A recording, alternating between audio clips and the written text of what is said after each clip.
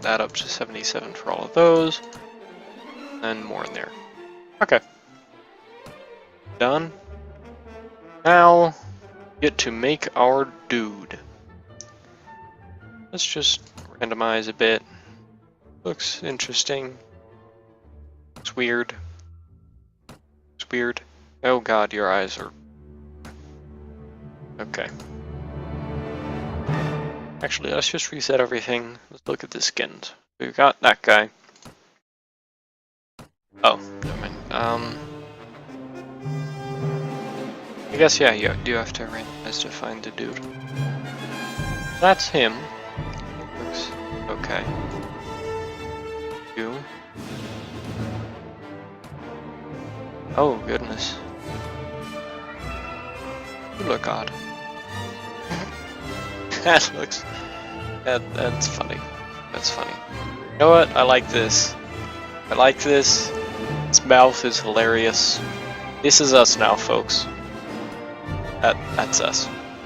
You hear about Calradia, a land torn between rival kingdoms battling each other for supremacy, a haven for knights and mercenaries, cutthroats and adventurers, all willing to risk their lives in pursuit of fortune, power, or glory.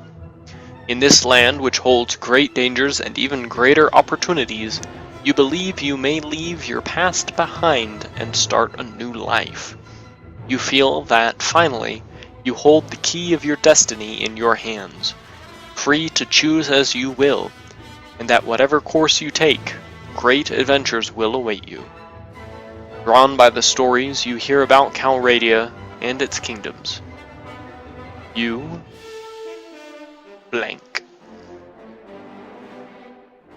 Now we get to pick which nation we join. There is the Kingdom of Swadia. Swadia is pretty much the classic medieval kingdom that you would think of. It has knights and men-at-arms, and also, obviously, some crossbowmen. And the Kingdom of Swadia has arguably the best knights in the game, because they are good in the initial charge, and they're good when they're stuck in the melee as well. Their sergeants are slow and have less health than most, but they have good armor, so they're good in castles.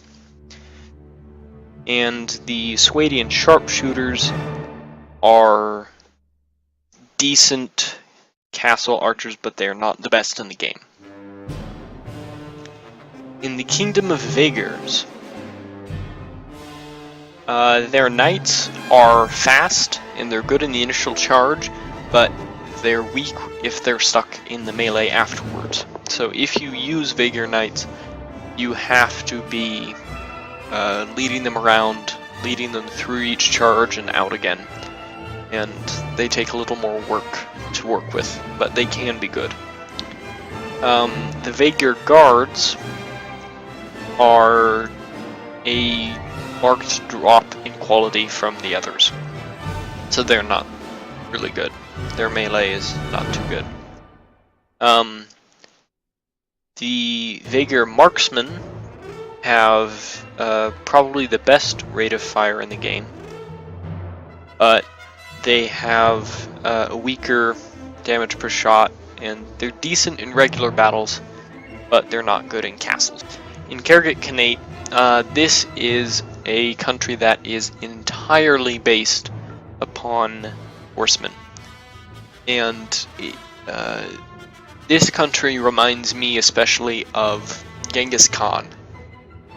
They have basically horse archers and lancers.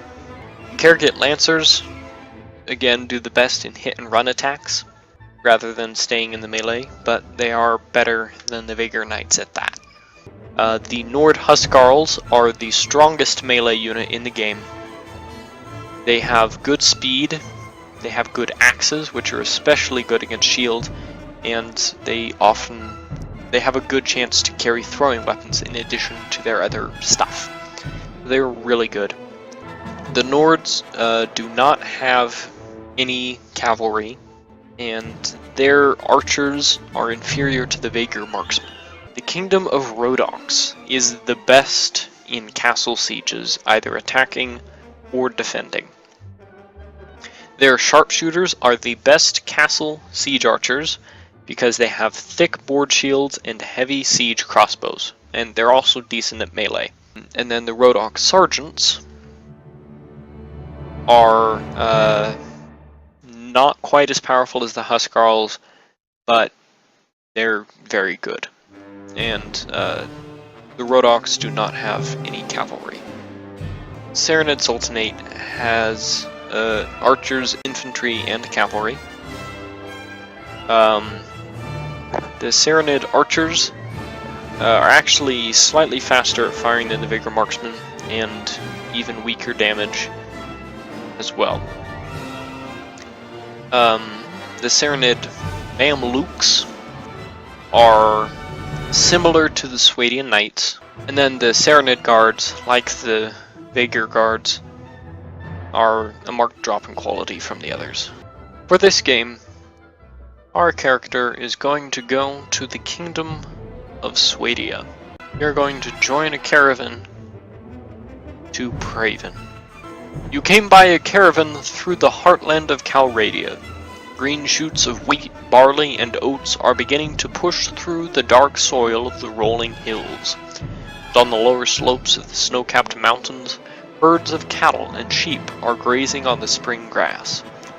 Occasionally, too, you catch sight of one of the great war horses that are the pride of the Swadian nobility. The land here is rich, but also troubled, as the occasional burnt-out farm bears witness.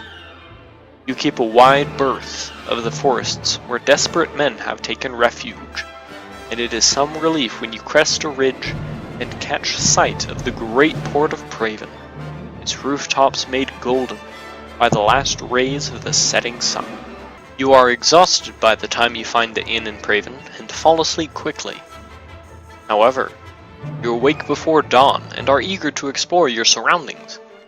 You venture out onto the streets, which are still deserted. All of a sudden, you hear a sound that stands the hairs of your neck on end. The rasp of a blade sliding from its scabbard.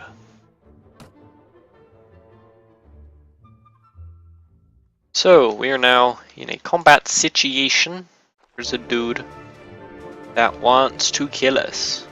And he's probably going to come around that corner in a bit. There you are. Hello. Ow. Stop it.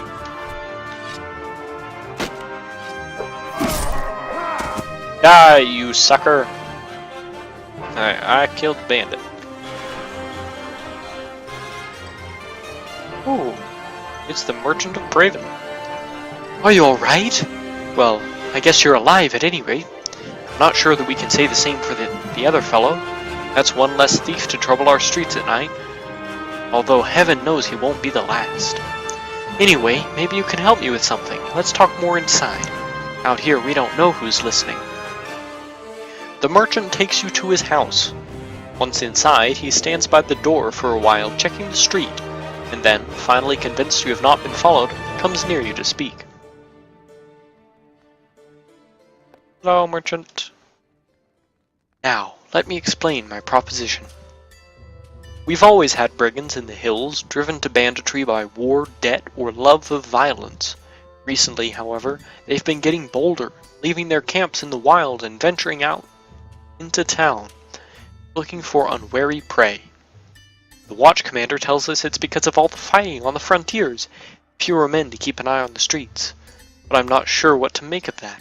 It seems to me that the most logical explanation is that these bandits have an ally inside the walls, who helps them enter unnoticed, and helps them identify particularly tempting targets.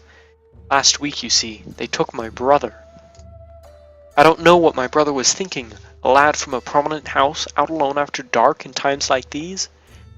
Well, I suppose you were too, but you're a stranger here and didn't know how bad things had become. He had no such excuse, but he's family, so what can you do? If you don't protect your kin, then people will start thinking that you can't protect your investments either, and I can't have that. No doubt the gang will soon send word about a ransom, but I don't care to pay it. So here's my proposition.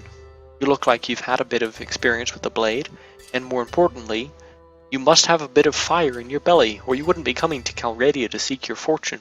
So here's what I'm asking you to do. Gather a small party, track down these bandits to their lair, teach them a lesson they won't forget, and get my brother back safe. In return, you'll earn my lasting gratitude and a bit of silver. What do you say?